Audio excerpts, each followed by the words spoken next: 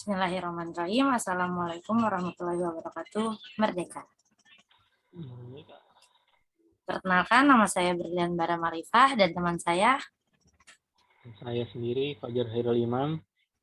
Kami dari kelas HTN 3A akan melakukan sesi tanya jawab mengenai kias. Lebih khususnya bentuk-bentuk kias. Baik, langsung saja. Yang pertama kepada Fajar Hairul Imam, dipersilakan. Oke, mulai dari saya, yaitu saya ingin menanyakan tentang apa sih pengertian dari kias.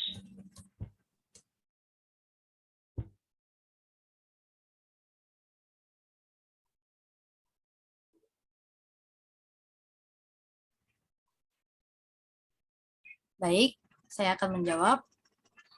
Pengertian kias secara bahasa yaitu menyamakan atau membandingkan atau mengukur, seperti menyamakan si A dengan si B, karena kedua orang itu mempunyai tinggi yang sama, bentuk tubuh yang sama, wajah yang sama, dan sebagainya. Jadi kias secara bahasa yaitu menyamakan, sedangkan kias secara istilah merupakan menetapkan hukum suatu kejadian atau peristiwa yang tidak ada dasar nasnya dengan cara membandingkannya kepada suatu kejadian atau peristiwa yang lain yang telah ditetapkan hukumnya berdasarkan nas karena ada persamaan ilat antara kedua kejadian atau peristiwa itu. Baik, selanjutnya saya ingin menanyakan, ada berapa sih bentuk-bentuk kias itu? Nah, bentuk-bentuk kias terdapat 4 macam.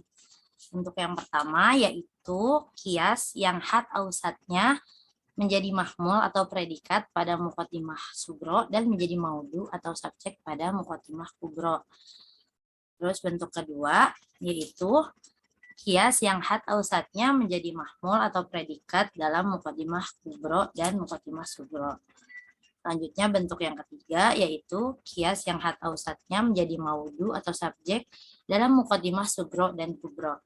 Selanjutnya ada bentuk yang keempat yaitu kias yang had ausatnya menjadi maudu pada muqaddimah sugro dan menjadi mahmul pada muqaddimah kubro. Ya baik, nah kalau had ausah itu sendiri maksudnya apa gitu? Nah, untuk had ausat sendiri ini merupakan lafaz yang diulang-ulang 2 kali. Nah, yang pertama dalam qodiyah kias yang pertama dan sekali lagi dalam qodiyah kias yang kedua.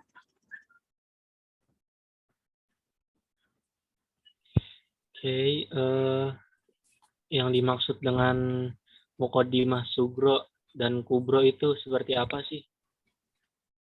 Nah, untuk muqaddimah sugro ini merupakan kalimat yang lebih kecil atau lebih khusus dari kalimat lainnya.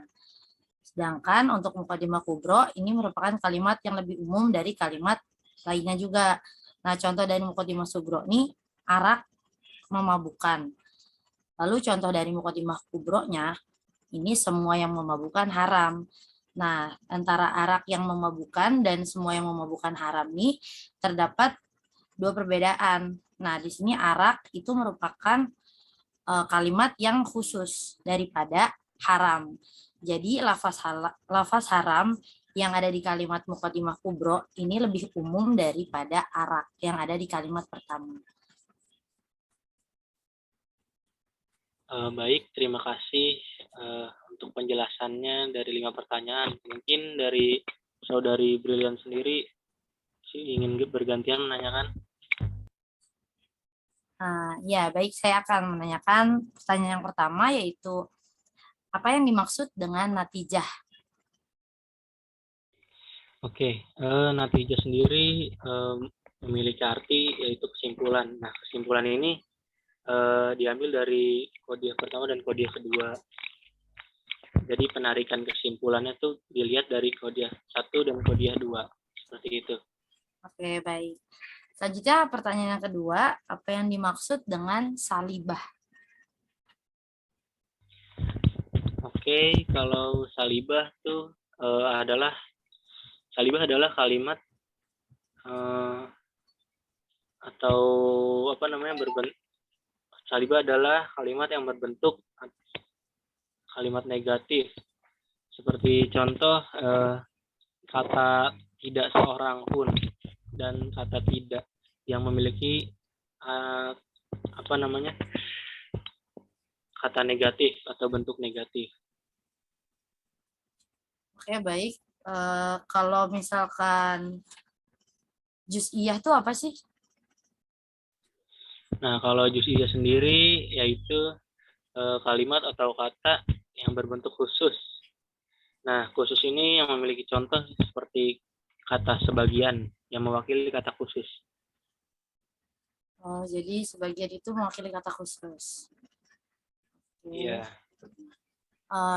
Kalau mujibah tuh artinya apa? Nah, kalau mujabah itu kalimat umum. Ya, kalimat umum yang berbentuk positif. Itu.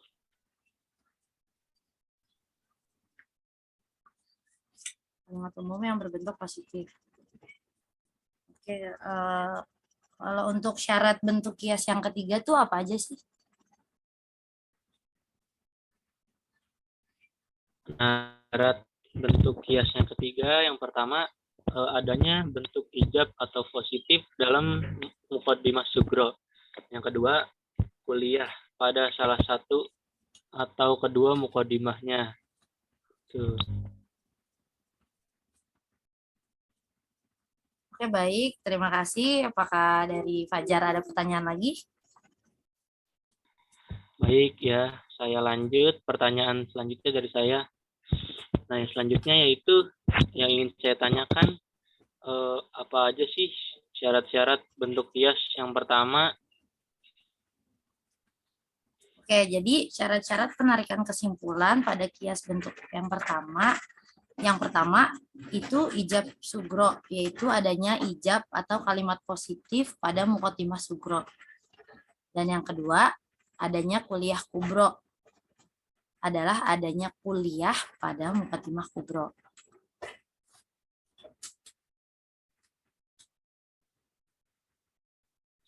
Oke, pertanyaan selanjutnya, apa kesimpulan bentuk kias yang pertama?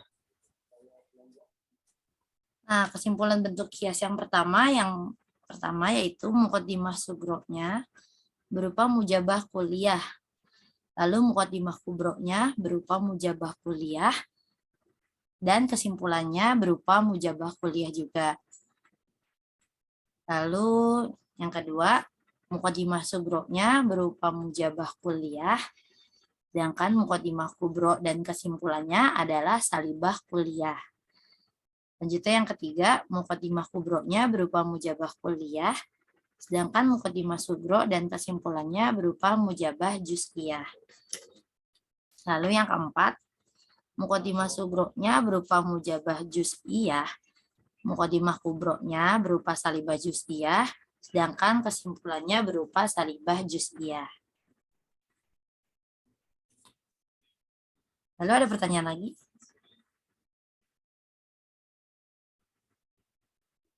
Oke, selanjutnya apa sih yang dimaksud dengan ijab?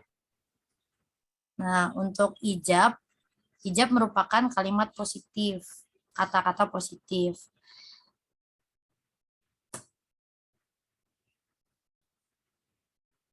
Oke, pertanyaan selanjutnya dari saya, apa aja sih syarat-syarat kias pada bentuk kedua?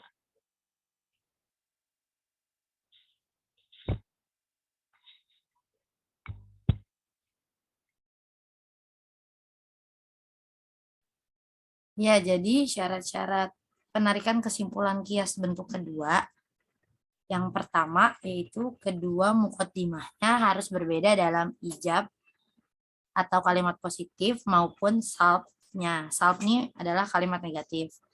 Lalu yang kedua, adanya kuliah atau kalimat umum dalam muqaddimah kubro.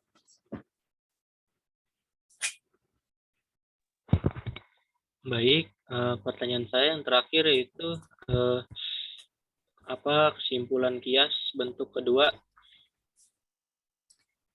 Untuk kesimpulan kias bentuk kedua nih, yang pertama yaitu muqaddimah sugronya berupa mujabah kuliah. Sedangkan muqaddimah kubro dan natijahnya berupa salibah kuliah. Lalu yang kedua, muqaddimah sugronya berupa mujabah juz'iyah. Muqaddimah kubronya berupa salibah kuliah. Sedangkan natijahnya berupa mujabah juz'iyah. Lalu yang ketiga, muqaddimah sugronya berupa salibah kuliah.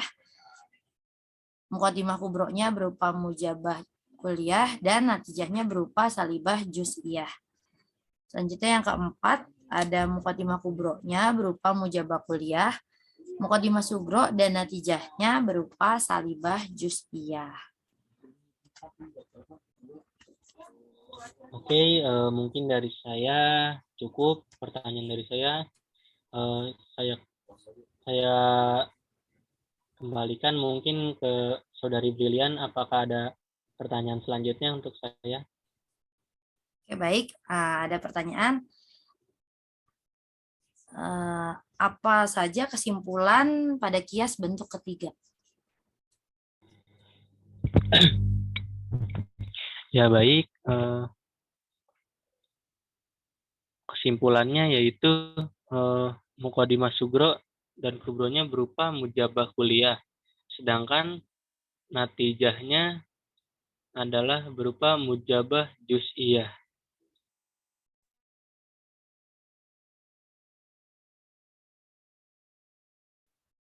Oke, lalu apa sih yang dimaksud dengan mujabah juz'iyah?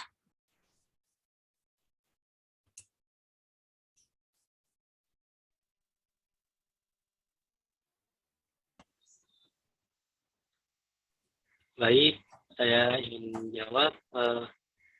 Mujabah juz'iyah adalah kalimat umum yang berbentuk khusus, atau sebagian ini, kata sebagian mewakili kata khususnya tersebut yang memiliki arti juz'i.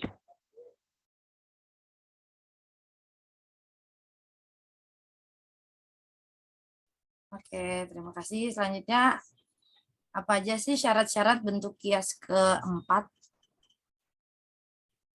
Nah, syarat-syaratnya yang pertama, apabila tidak terdapat mujabah juz'iyah pada muqaddimah sugronya, maka di dalamnya tidak diperbolehkan mengumpulkan salibah dengan juz'iyahnya. Nah, yang kedua, apabila terdapat mujabah juz'iyah pada muqaddimah sugronya, maka wajib terdapat salibah kuliah pada muqaddimah kubronya. Seperti itu.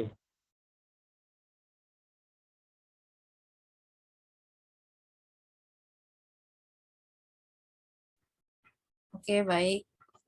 Selanjutnya, apa saja kesimpulan bentuk kias keempat? Nah, bentuk kesimpulannya yang kias keempat yaitu muqaddimah kubro dan sugronya berupa mujabah kuliah. Sedangkan natijahnya adalah mujabah juz'iyah. Oke.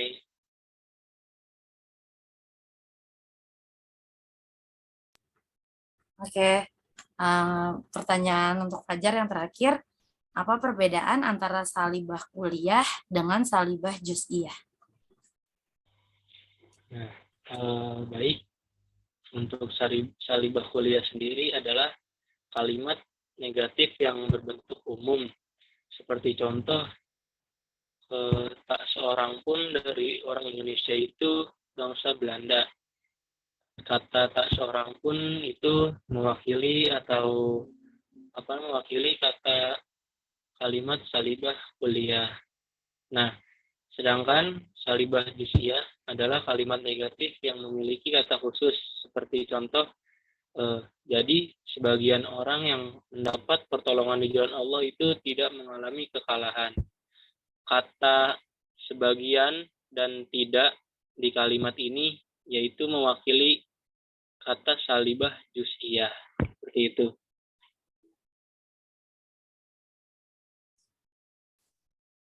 Oke, baik. Terima kasih kepada Fajar atas jawabannya. Mungkin sekian presentasi yang dapat kami sampaikan.